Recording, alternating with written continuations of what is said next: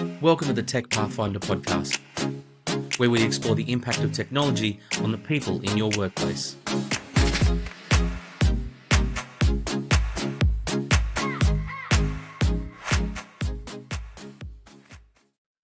Hello and welcome to the Tech Pathfinder podcast, where we explore the impact of technology on the people in your workplace. I'm your host JP, and I help businesses get the most out of their technology through the engagement and support of their people. In today's episode, we're going to explore the ways in which we can further diversity, equity and inclusion within our organisations by embedding DEI into our ways of working. When looking to support or enhance diversity, equity and inclusion into our organisation, the instinct might be to create a policy, start a committee and support a few outward-facing causes to show the world how inclusive the business is. And as much as these sorts of initiatives can support change, real progress comes from integrating that DEI into everything that your organisation does. In this episode, I get the pleasure to speak with Yolanda Kerr, Head of Growth in APAC for TDC Global, about how DEI can be woven into the fabric of your business to truly be successful, how to prioritise inclusion at all levels of the organisation, and what role the emergence of AI is going to play in supporting or subverting your DEI efforts. Welcome to the show, Yolanda. Hi, thanks for having me. Really excited for the discussion. Absolute pleasure. Likewise, as am I. Before we get into the nitty-gritty, tell us a little bit about yourself, your background, and TDC Global. Yes, sounds good. My name is Yolanda Kerr. So as you mentioned, I'm Head of Growth of APAC for TDC. TDC is essentially a diversity, equity and inclusion consultancy, and we're really synonymous with owning the APAC space. What we help organisations do is we tend to focus on three areas of diversity. So gender, generational and also cultural. And what we're trying to do is help organisations to attract, retain and advance the diverse talent. And as you said, to essentially optimise business outcomes, to optimise teams, to help with increasing retention, increasing attraction, all of these different components. But me personally, I didn't come from an HR background. I didn't come from a D&I background. My background's actually, I'm an ex-criminal defence lawyer from Glasgow in Scotland. And if you know Glasgow, you don't know Glasgow, Glasgow's Sheriff Court is actually one of the busiest courts in Europe. Not for a good reason, might I add, but I worked between there and also one called Paisley, and Paisley's a really interesting one. It has less cases, but it actually has, I suppose, more intense cases that do come through there. The reason I ended up pivoting into D&I was that I personally experienced, inclusion and particularly non-inclusion, especially in the legal industry. And a lot of people can make an assumption that it was, I suppose, I was feeling discrimination from my male counterparts, but I had just as bad experiences with my female counterparts.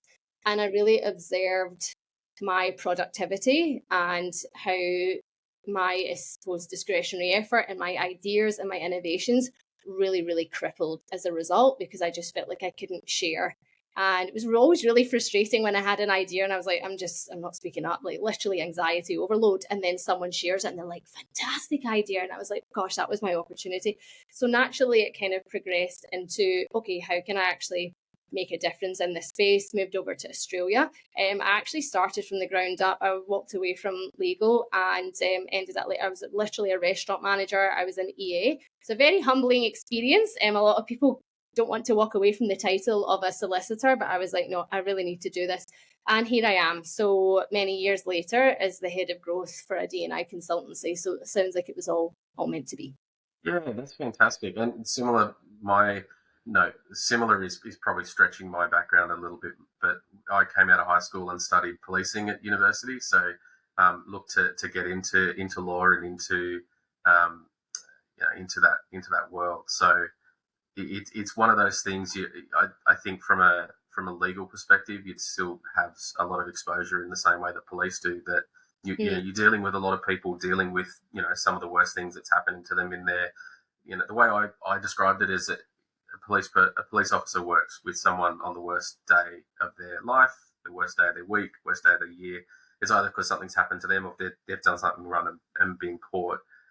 So it's a very testing and trying environment to to work in, and it has a lot of stresses on you as an individual. So for you to sort of see, the opportunity to take those learnings and make a real difference is fantastic. And it jumps into, I guess, the first question. And in the intro, I mentioned that, a lot of organizations do start with creating a DEI policy, having, some small engagements. Maybe it's a committee that started. I've certainly, done this as organizations in the past where we've started at that starting point. And these factors are really important. They do play a role in change, but the lasting impact that certainly you and your team work with organizations around that more holistic change about how the business thinks, how they work, and how everyone operates with that DEI mindset. Can you explain that approach to me, if you don't mind? Yeah, absolutely. The first thing I'd say is, I suppose you've got to start from somewhere. So, when you were explaining to me your experience and the difference that you made in initiatives that you did, you've got to start from somewhere. And when it's not coming from leadership, when employees feel empowered to do something, it's actually a fantastic, authentic way for it to go. So I'm always mindful of where an organization also is. And I remember I was recently at a panel, and it was for immigrant women who had started their business. And I was there to talk about how they can see more diversity in their roles. And I really needed to be mindful that they're already in a really tough environment. They've already stretched, and it wasn't about placing guilt on them doing it or not doing it. It was about, what can you do with the resources that you have now? So I would say that it really depends on where the organization is, but the risk of only relying on that, or only relying on these smaller initiatives, there's quite a few. The first one I would say is that at one point it will be very tokenistic, and people will pick up on that very, very quickly. So there's organizations who, over the years, multiple, who've reached out to us and be like, can you be on the panel for our International Women's Day? And International Women's Day is a really interesting one for us as an organization, because we know it's there, and we actually don't really celebrate it because we see it as everyday, same as like recognizing all diversity groups. So it's, when you hear an organization being like, I really need to get in someone for an event, it's very tokenistic, and people now have got too much information at their fingertips that they can really see through it. The other as well is that if you focus too much on these smaller initiatives and actually they don't all interweave, then you'll feel it at the organization. And again, it's just really not authentic. So what happens with that is you have disengaged employees, and you don't have an ROI. You really don't have an ROI with it. And what that means is that when you go to do initiatives later on, you've really lost buy-in, and you've also made the barrier of entry for people to engage much, much higher. So I would say that where you want to be pivoting is, certainly you need to start from somewhere. But you definitely want to have a bottom-up and a top-down approach. We say that when it comes to inclusion and non-inclusion in an organization, there tends to be three barriers. The first one is a cultural barrier. And so that's what the day-to-day really does look like. And that's where trainings do come in and play a big part. So that's cultural. The second is visual. So do I see myself represented in the leadership team? If I do, probably more inclined to stay, because I would feel that I would be recognised and valued. If I don't, does that mean that I'm not going to miss out on their promotion? So visual has a huge, huge part to play. And then the third is systems and processes. And so what processes and policies are in the background that are actually helping with attraction, retention, and advancement? And the reason I bring up these three barriers is because when it does come to D&I initiatives, is you want to be touching on all three of these. You want to have a holistic approach that does look at your processes and systems, because you can give the best trainings, but we're all humans at the end of the day. So we are going to make mistakes, and we're not going to eradicate all of the unconscious biases that we do have. So it's almost like your systems and processes catch anything that slips through the net. And you do want to be taking that approach. So we try and put it on those three streams to make it a bit more, I suppose, a bit more approachable and easier to digest. Yeah, I think if there is that overall strategic approach, an organization's more likely to have a change management mindset about implementing these things. So you're actually, and however you go about that change management process, you're actually looking at and considering what are the impacts, what is the perception across the organization, how do we negate those, how do we make sure people have information for all of the changes that we're going to make, and then you're iterating it as well. You're looking at it on the flip side, what's worked, what's not, what do we need to evolve, what do we need to change. Whereas if you are just running one initiative or a number of smaller independent initiatives, you're not taking that broader mindset of it's something that we're doing consistently, rather than here's a fun little project that we think will boost morale in the organization. I couldn't agree more. And it's really interesting you bring in change management, because that's actually one of the things I was thinking about when you asked me this question, because it is all about change management, and you do want to tackle it like you would any other, I suppose, any other pillar that you're wanting to implement in your organization. But I wanted to share some stats, because to not have a strategy when you could have this impact, I think that we need to go all the way back to, why are you doing this in the first place? And are you actually really bought in? So there's so much research out there to be able to show the impact of embedding D&I. So the first one is that if you have an inclusive and if you have a diverse team and it's inclusive, you're 3 times as likely to be more performing. So you'll be 3 times more likely to be a high performing team. The next is that you should see an increase of over 6 times the innovation within your team as well. And organizations who also have strong D&I initiatives, the stat there is that they have 8 times more in terms of achieving their business outcomes as well. And so there's really in-depth research paper on this. And you could go into, but define high performing, but define innovative, etc. So they took out what they saw as critical components, like high performing, like working well under pressure and quality of work not being, I suppose, diminished. So different components like that. But if you were even to take that 8 times more likely to be able to reach your business outcomes, that's worth a strategy. That's worth taking time out and investing in it as well. So I would say that really educating yourself on what are the actual stats behind it, and then moving into, once you've got that buy-in, it moves into action pretty quickly. Yeah, and I think you mentioned earlier around tokenism with smaller initiatives. If there isn't real meaning and purpose behind it, it can seem tokenistic. And I've seen a lot of organizations where they decide, right, well, we want to rectify the situation for our senior leadership team. So any new hires, we're going to be more inclusive and think about what we're doing. And then you see skepticism within the organization where that person only got the role because they're a woman, or that person only got the role because they've got an ethnic background, or that person only got the role because they're working in the head office and they're not a remote person. So how do you navigate that, I guess, skepticism, and that, it's kind of a damned if you do, damned if you don't kind of scenario. You go through the process, and it always baffles me, and in the way that people never stop and think for other hires, oh, he only got that role because he's a middle-aged white man. Like he only got that role because because of the same reasons, the same arguments that you might be having for that person only got the role because. So why do you think that is, and I guess how do you navigate that? Yeah, so much to talk about here. So much to talk about here. I would say it's definitely a trend coming up about reverse discrimination. People are now saying this is turning into reverse discrimination, and I wish I had this source to handy right now. But what I'd say is I can send you this over, so that for anyone who does want to read this research paper, that they've got it to hand. But essentially, there was a researcher, a pretty well-known one. Their name's completely escaped my head, but it was that they analysed what was happening in terms of the hiring processes that were impacting reverse discrimination.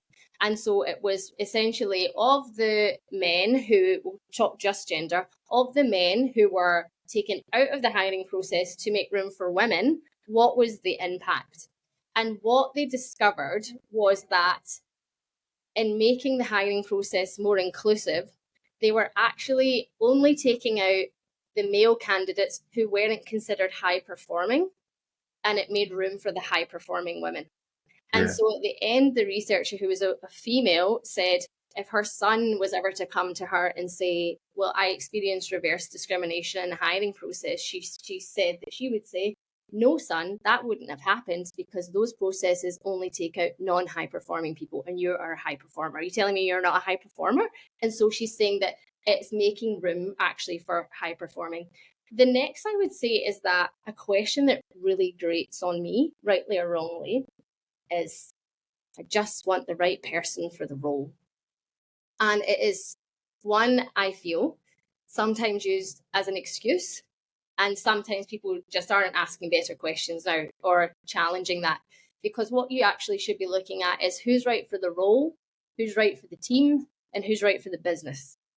You really need to be expanding on what that does look like. Because if you just keep going for the person who's right for the role, then you'll keep going for the same person and you won't ever get to experience a different diversity group coming in or different diversity of talent coming in either, because you keep limiting it. I was actually doing a training this morning and it was on inclusive hiring processes, and they were like, oh, the risk. And it's just, we just had an honest conversation of define risk, like, and are you over indexing on it? Because it's actually easier to do it the other way. The other component that you brought up as well is, I suppose, that trade-off with equity and excellence is a trend that we're seeing going forward. But when you start to ask these questions and you start to take a step back, then you'll be able to see that it doesn't have to be a trade-off, actually. It's just that we're working with legacy systems here. And so they're going to take time, to unpick them. But it's something that's absolutely necessary. I'd say as well, one thing that we're also hearing is that it's not only people who, I suppose, feel, it's not just people that we're hearing negative feedback from in terms of, I got looked over for an opportunity because we're trying to attract more diverse talent. There was actually an organization we were working with in Singapore, and they were saying that there was women over there who were saying, we don't want a female only program. Like because it's perceived as a weakness that we need to have some more help. And what that company were experiencing was she just got promoted because she's in a skirt. Literally word for word what was being said, and so it's really felt on the other person as well, and they're starting to, not, I can't say like overall, but in this particular organization, the women were retreating from the D&I initiatives that were in place because they felt as if they were then also being perceived as the problem. I'm now actually on such a rant, GP, that I'm forgetting the original question, but You've covered it, and it kind of reminds me of like a thought that I've had around there's obvious dip in I guess in opportunity that's available for women, and it's probably worth saying with DEI there's a whole range of perspectives that we can look at. We're talking mostly about gender today, but there are a whole lots of different perspectives that you need to consider when thinking about DEI. Yeah. But you see I guess a plateau and opportunity for women in their 30s because that's when they go and take time off to have children and leave the workforce and come back. I wonder if, and I don't know if there has been a study, but it was I guess call it a shower thought for me, was I wonder if there's an increase in there's an obvious increase in opportunity for, as you termed them, people who may not be high performers that can get into roles where the competition is a halved or third because women are leaving the workforce to raise a family and then coming back, and they've kind of missed that. So as a man in my 30s, it creates opportunity for me, and you don't necessarily see, like, there's no, I guess, perspective of the positive impact that has, the opportunity that it creates, the unfair advantage it creates for men in the workforce.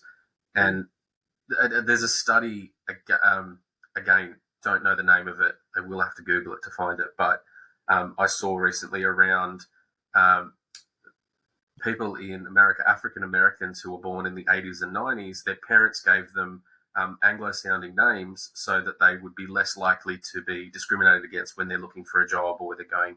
And now, because of that, you call it reverse discrimination, they're getting passed up for jobs because just based on their name, because they've got a white-sounding name, basically, which is kind of, it's sad and ironic in that they've tried to beat the system, and the system's flipped on them, because it's still trying to.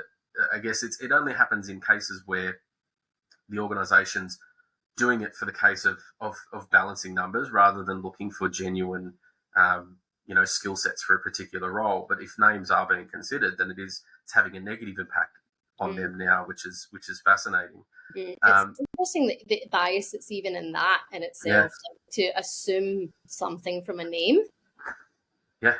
They're missing exactly that. They're missing out on talent that they are probably looking for, because they've made an assumption that it's a Western name. So there's just so many layers to it as well. And I don't profess to be easy, but it's unpacking those biases. Like that in itself is ironically biased. Yeah. Because it's like you're seeing actually in practice that it is eliminating people from the actual process. Yeah, 100%. I wonder if you've got any examples of organisations that have achieved that, have woven DEI into their day-to-day, into how they operate. Who's kind of the poster children that you can see in the Australian or in this region, rather? I'd say the first one for me would actually be Adobe. They're a fantastic organisation who are very, very intentional with their D&I strategies and their initiatives. And they do really, really well to shift initiatives from the minority to the majority, which is, I feel like they were already really ahead of that. So there can be an assumption to provide more support for underrepresented groups. And the actual biggest impact is what's happening around them. So the stat is that a manager has over 70% of an impact on how an employee feels included or excluded. So if you want an ROI, you should actually be focusing on the managers, because they have such a critical role to play on whether a diverse talent feels included or excluded in the organisation. So I'd say Adobe are a fantastic one, because they really look holistically with it. The other is that sometimes I can speak to companies and sometimes I can't. So I've got two examples of organisations who I hear and I know are doing it well. And that is for those who actually, instead of having D&I as a pillar, so you can see people have got even say their values or what their mission is, and they've got pillar 1, boom, 2, boom, 3, boom, pillar 4, D&I. The best organizations flip that diversity pillar and make it horizontal to underpin all of them. And I suppose that's what with your introduction, you were saying, which is actually ingraining it and embedding it in the whole organization. So how does that actually look in practice? It usually means that they have got a team of diversity advisors within the organization that actually get brought in with hiring, that get brought in with business decisions, that get brought in for advancement decisions, because they underpin the systems and the trainings, etc. So that's one I would say is good. The other, and again, I can't name this company, but it was a really profound success story, which is an organization, you would know the name, they're global and they're in the insurance world. And they saw that they were actually underperforming when it came to having people with visible or invisible disabilities at their organization. So the stat was that within this certain business unit, it could have actually been a country, that they actually had 5 people who identified as having a visible or an invisible disability. And so within 18 months, they shifted that to over 185, which is actually huge. And what they say that they attributed the success to was shifting the mindsets of the hiring managers. And they said that they said to them that the best talent is actually hidden. The talent is hidden. And it's that we actually need to be really proactive in going out and finding the talent. So the best talent is hidden. We need to go and find it. And when you think about that and translating that into just an everyday example, like if you lose your phone and you're like, oh my gosh, I need to find it, then you pull out all the stops and you'll try and get to it when you know that there's a value and a result at the end. So for the hiring managers and for the recruiter, because they then saw value, was that they then changed their approach to trying to find this talent, and it was like a north star for them all to be working together. I think as well, the other thing I would want to mention is that sometimes, depending on how much you've educated yourself in the D&I space, some people see this as charitable work to be inviting more diversity into their organization, and it is absolutely not. People are like, oh, if more diverse, I want to, you're welcome. No, actually, it's because your systems haven't allowed it, or there's been biases in play as well. So that's something I'm very passionate about, which is this isn't charitable work. You aren't doing someone a favor. You're actually correcting a system that's been in place for far too long in decades that we now need to change to invite more people into the organization. But to summarize, I'd say Adobe is one, the other organization that's moved their values and underpin it with everything. And then the insurance company who said, we really shifted the mindsets of the hiring manager to say that the best talent is actually hidden. Yeah, I like that concept of talent being hidden, and that situation where you're welcome for us doing it, where on the flip side the organization's the one that's going to benefit the most by having a broader mindset, a broader level of experiences, a lot more to bring to the challenges that the organization faces if they have a more diverse workforce. And you see it in a lot of meetings, and you see where you'll sit down and it might, let's keep it quite generic in what the decision needs to be made, but there's a sort of leadership team meeting, there's a decision that needs to be made, and someone will go, oh, hang on a second, there's so-and-so from accounts isn't here, so let's wait until they're back and we can make sure that we get, or we don't have representation from this team, and that's really important to include it. And one of the mindset shifts that I've made over recent years is to sort of stop and think, like, who are we not including, certainly on a role level and department level, but what location are we not including? Is this a room full of men making a decision about diversity and inclusion?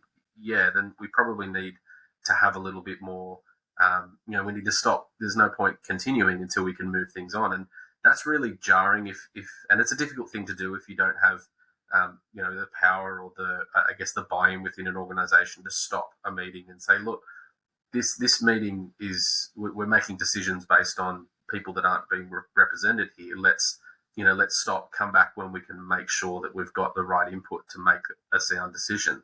Mm. How do you think, if you're talking to a person who's a mid-level manager in an organization, regardless of their gender and background, but they're wanting to make changes in their organization and do that, how would you advise them to, I guess, make those small incremental steps to try and make a bigger impact within their day-to-day? I'd say it starts with self first. So there's an exercise we do in trainings, and it's basically, there's 3 circles within each other. So the first one is your inner circle, your outer circle, and then your peripheral.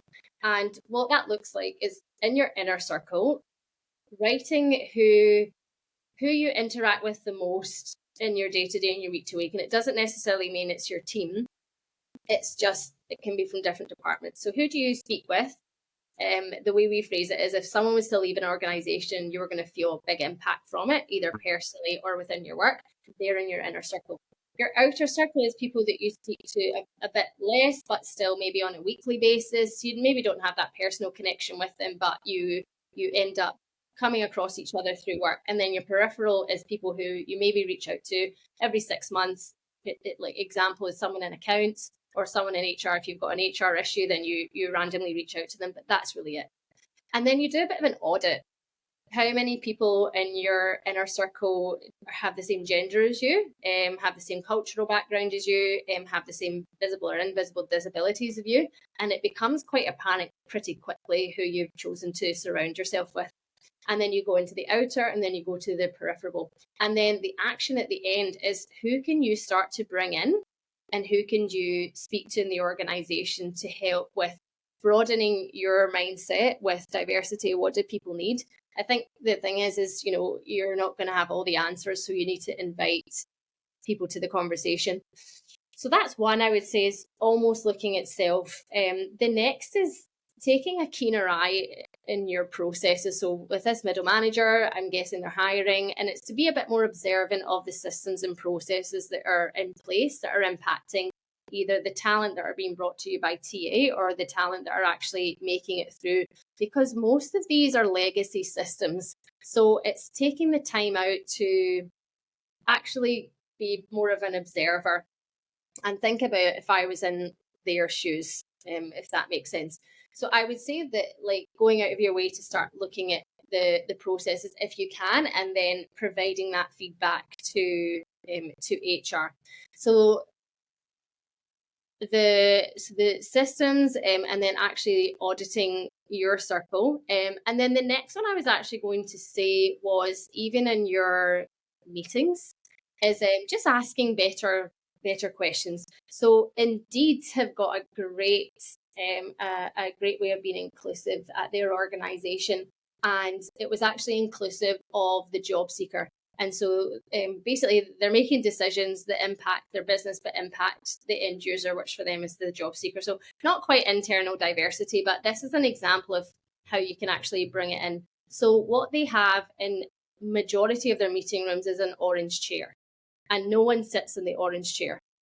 And it is that when they're making decisions, they actually remember that although physically the job seeker is not in the room, that's their way of making sure that they remember to be making decisions for the job seeker. So if you're needing to invite more diversity in the room, is there almost fictional characters that you could be bringing in to remind you? Yeah, and you often do that from a sales or product perspective, where you're constantly reminding yourself of the customer. Who is that customer? What is our customer persona? What does that look like? I really like that idea of having a visual cue to kind of stop you in your tracks to go, what's that for? And then when you have meetings in the office, you bring in a client or someone external. Oh, what's the orange chair for? It sort of reinforces that it has that really positive impact on an ongoing basis. And I think regardless of whereabouts you are on your DEI journey, there's you have to consider your internal impacts, but also your external impacts. Like what sort of message does your brand give off? What sort of does your process change unknowingly based on diversity within your customer base, based on and that sort of thing. So I think you've got a greater responsibility to consider that across external and internal as well. So that's a really fantastic way to do it. I want to shuffle across to AI, and it's obviously the talking point of 2023. I think we'll probably talk about it a little bit next year as well. It's not going away anytime soon. Possibly. But from a DEI perspective, obviously the really early models of artificial intelligence, I think there's a famous example of IBM's artificial intelligence tool where they used it to shortlist candidates for an engineering role. And because these tools are trained on historical data, on previous examples of what they've done, the shortlist was made up of middle-aged Indian men, because historically that's what they'd hired into that role. And when they dug into the data, and this is an old model, they've corrected it, but it poses a really interesting, perspective, is when they dug into the data, the system looked at, based on the information that it provided, it said, well, if the person is not of Indian descent, if the person is not a male, if the person is not in their mid-30s, then they're not likely to get this position because they don't have the experience, or that they don't match the profile that you've created based on who you've hired in the past. And it's interesting because it ties back to what you said just now around a lot of the processes, a lot of the ways we do things are based on legacy, on it's done that way because it's the way it's always been done. And the AI models are creating this fantastic opportunity for TA and for HR to improve on and speed up administrative tasks and shortlisting processes and whatnot. But I'd love to hear your perspective on the impacts of AI is going to have on how an organisation's DEI continues to either grow or whether it'll have a negative impact. Yeah, I'd say what you've just described there is it's one of the main reasons why we need to be working with AI and not relying on it. And so AI can help us, but we also need to help AI. There is a fantastic website that I would love to reference, which is called Correct the Internet. And Correct the Internet brings out some great examples of what's already out there on, let's say, Google, for example, of the biases that are already ingrained in the results that we do see. So Correct the Internet is basically you jump onto the website and it shows you facts that are incorrectly coming up on Google. So a good example, and there's a really powerful advert for this, where there's a young girl in a football stadium and she says, which footballer has scored the most international goals? And there's tens of thousands of Alexas around her, and they say it is Cristiano Ronaldo. Have you seen this, by the way? Yeah, keep going. I love this. Yeah. Okay, great. And then she's just like, but Christine Sinclair has scored X number of goals, which I think is around about 10 to 15 more of Cristiano Ronaldo. So she asked the questions again. It says Cristiano Ronaldo. So you're right. Like the AI is feeding back to us what we're putting in. Are you allowed to swear in this podcast? I'll allow it.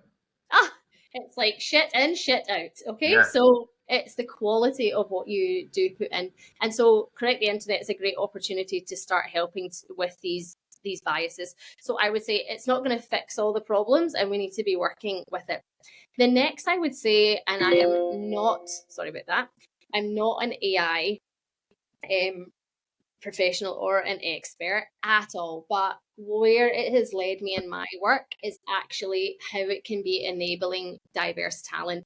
So when you look at the stats already, what we can see is that the majority of the population, and for talking sakes, we'll say white males, they are interacting more with AI, and there's two impacts coming off the back of that. The first is that they're engaging with it more, so they're feeding in their reality of their world into the machine, and that's what's coming out more profoundly. The second is that they're benefiting from a fantastic opportunity of efficiency, and and essentially having almost like a constant mentor or a constant expert beside you.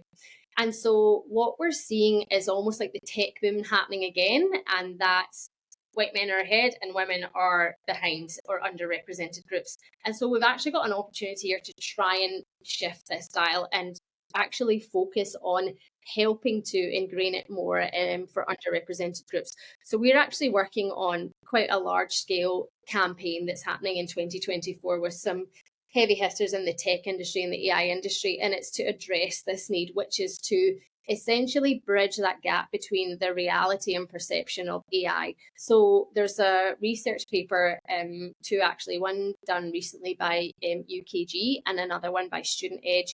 And that one looked at the different perceptions of AI between men and women. And one example is that women see that there has to be far more regulation when it comes to AI, whereas men weren't as, no, cool, I can go with this. They put in more sensitive and confidential information into AI.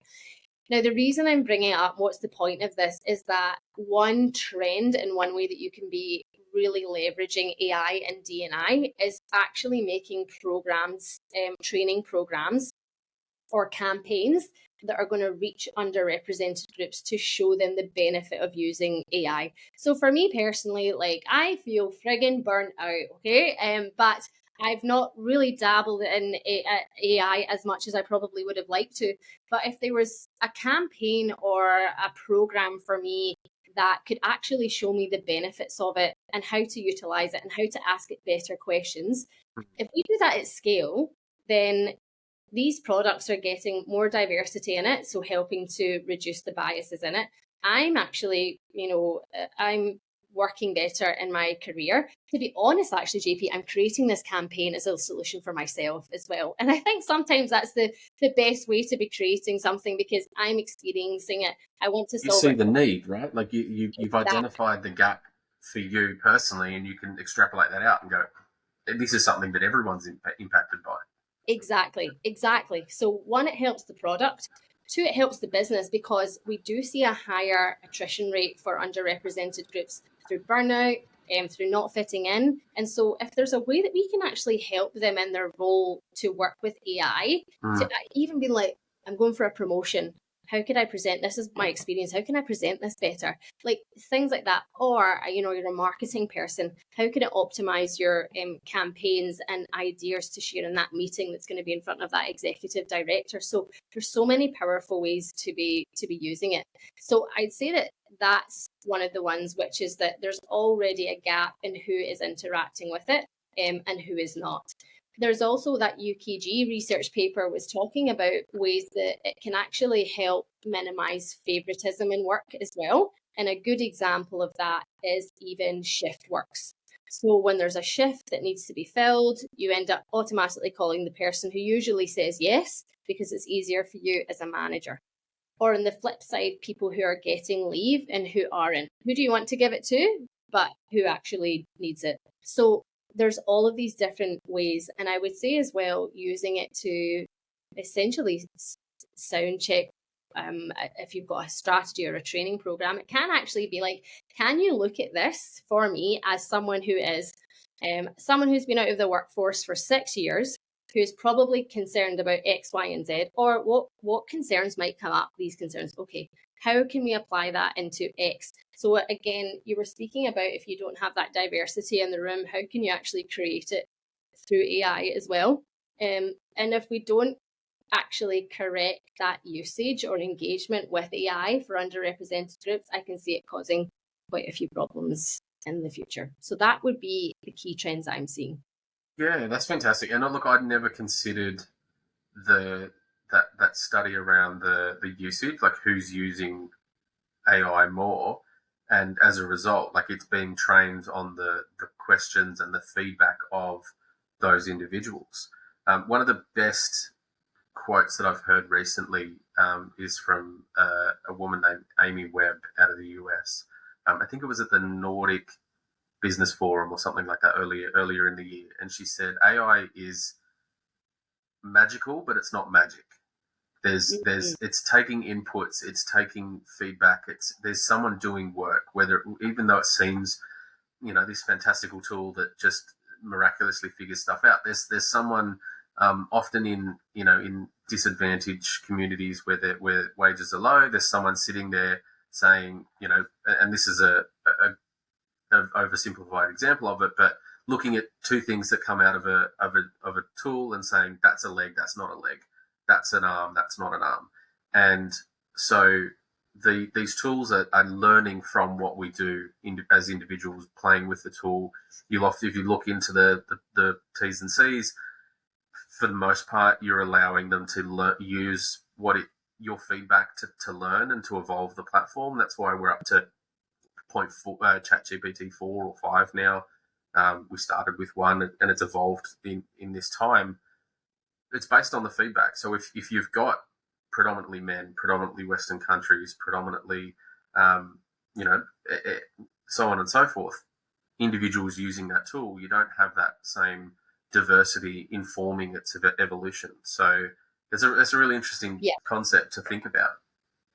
Yeah, and the last one I'll say, I'm also conscious of time, but the last one I'll say is that if you look at the jobs that AI is going to replace, and I believe it's up to 70% will impact women, because a lot of administrative roles women are employed, and they could potentially be wiped. And so there's industries that actually their stats on female population are higher, because you've got more in HR, you've got more in admin as well, and you need to be prepared for what that actually means. There's a great marketing campaign by Fiverr right now, and it says, AI took my job, in massive block letters, and then a small letters at the bottom, to the next level. So it's all about how, one, you perceive it and how it can enable your job too, but thinking as well about, okay, if you were a really on the ball head of HR and head of D&I, if you're looking 10 years in advance, what roles are going to be replaced and how does that impact your ratios? And how do you start reskilling these teams and giving them the opportunity so that you can pull them into other dimensions, other roles? I'm glad you mentioned time because we are running out of it, but I do want to ask you one final quick question around, I guess, how you know, whether you're in HR, whether you're a manager in an organisation, how does an individual stay up to with best practice within DEI? How do you make sure, I guess, checks and balances on what you're doing? Is it effective? Is it best practice? And how do you stay abreast of sort of evolution of how people are impacting their business successfully? Yeah. Other than listening to this podcast. Yeah, absolutely. And signing up to our newsletter. So I'd say it's just finding a few key communities that you do want to, one, be part of the group. There's lots on Slack as well. You'd be surprised how many communities are on there. So I'd be saying signing up to newsletters like TDC Global or Diversity Council Australia. Another great way of doing it is actually putting on Google keyword alerts. And so something that can help identify trends automatically for you. Utilize AI, but I'd say it's all about planning as well. I feel as if you're intentional in finding out a bit more, like that, you know, even if it's once a month for half an hour, you're going to go out a walk and you're going to just take some time to educate yourself, look through those newsletters. So that's one in terms of leveraging the internet. And the next is also just keeping in touch with people and reassessing your teams and making sure that you've got more diversity in your teams as well. So just always being, I would say, observant. But to keep up to date, the best one is Google Ads alerts to alert you when there's something new and trending. And then just picking, I would say, just 2 to 3 key organizations that will feed through. Yeah, fantastic. That's great advice. It's been an absolute pleasure. I think we could probably talk for another 45 minutes and still only scratch the surface. It's been so great talking to you about this, Yolanda. Thanks so much for taking the time out. Sounds good. Thank you. Bye. Take care. This episode is brought to you by TDC Global. TDC Global are a diversity, equity and inclusion consultancy that enables organisations to succeed by integrating DEI. Through strategy, training and analysis, they equip their partners to attract, retain and advance top talent through leveraging generational, cultural and gender diversity. TDC are a passionate collective of change makers that spark lasting impact for organisations. Wherever you are on your DEI journey, TDC are here to guide you through the challenges to effect real change. TDC Global, accelerating societal progress towards equity. Thanks to TDC for supporting this episode.